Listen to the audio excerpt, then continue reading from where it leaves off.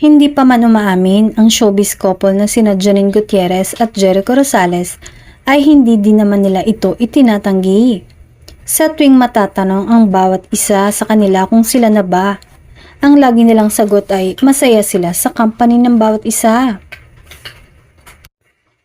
Masaya naman ang dalawa sa estado nila ngayon.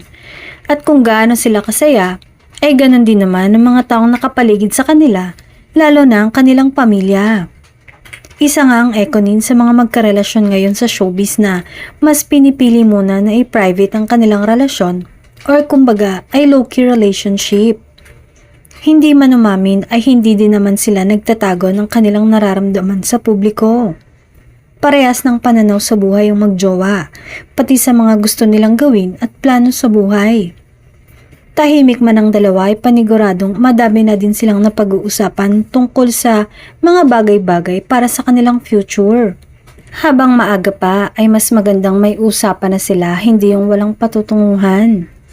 Tiwala naman ang mga taong malapit sa kanila na magiging maganda ang kahihinatnan ng kanilang pagsasama dahil nagkakaintindihan sila sa lahat ng bagay.